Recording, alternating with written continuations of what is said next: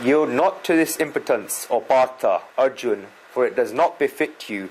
Cast off this petty faint-heartedness and arise, O oppressor of the foes. Sri Krishna has used the word klabyam. What does klabyam mean? It means impotence. Whenever it's been needed in the Gita, Sri Krishna has used very strong, harsh and strict words. Arjuna has got this despondency from his ego, which makes him think about who he is and who these different people are. Therefore, Sri Krishna has played with Arjuna's ego here. First, by saying that it does not look good for him. That's why he's used the word klabyam, impotence. There's a similar quote is used in the Upanishad. Atistasta jagrata praptya varnani potata. This impotence. Swami Vivekananda says, this is one of Swami Vivekananda's favorite verses of the Gita, and he's given us a very famous quote based on this verse. Awake, arise, and stop not till the goal is reached. Very famous quote. All of you must have heard of this. Awake, arise, and stop not till the goal is reached. Shri Krishna's telling Arjun to get up because it does not suit him. Does this compassion not suit Arjun? Shri Krishna knows that this compassion that has crept into Arjun's mind is not true compassion. It's illusion. In reality, it's pity that has come to Arjun's mind. And pity comes as a result of the ego. We have to understand this difference between compassion and pity. Pity is an act of the ego. Compassion is only born once the ego is gone.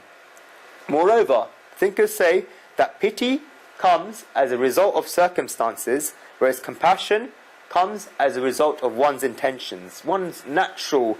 I described thought freeness in one of the earlier talks. After certain events come and thoughts come into our mind, then that's pity. For example, if you leave your house at 9 o'clock in the morning to go to the office and you turn into a side road and you see a beggar, or you go on the tube and you see a beggar making an announcement, or someone on the street sleeping in a blanket who gets up and comes to us, the thought comes straight to the mind about how poor this person is. You take a £10, a £5 note, £1 note, coin out of your pocket and you give it to that beggar. This is an example of pity. It was born from your circumstances. You were on your journey, you went to a side road, you saw the beggar came out holding your hand, and this whole situation arose because of that. Then only did that pity come into your mind. What if one of those events in that list did not happen? What if you had not seen that beggar on the road, and therefore you would not have had that pity towards the beggar? If you had not taken that road at the same time, you would not have had that pity. What if we went down the same route and we didn't see the beggar? What if we looked at the same position and the beggar was not there? Then this pity would not have come. Therefore, when all these things happen and we see that beggar, that's what we call pity. Compassion, on the other hand, does not wait from circumstances. It comes from our own intentions, our own inner feelings. It's steadfast in our hearts. Thinkers have given a very good explanation for this. Compassion is like a flower that grows directly from a plant, whereas a pity is like the flower we put in a vase. The flower that grows from the plant grows naturally and not for anyone else. It will natural and it will just grow like that, and it will give us a nice smell. It will keep growing no matter what. So even someone comes by or not, no matter if someone looks at it or not, no matter even someone smells it or not, it will still keep growing. None of these things matter to the flower. Pity is like that flower being taken out and being put in a vase, and that thing's being put in a vase for someone else. That is what pity is.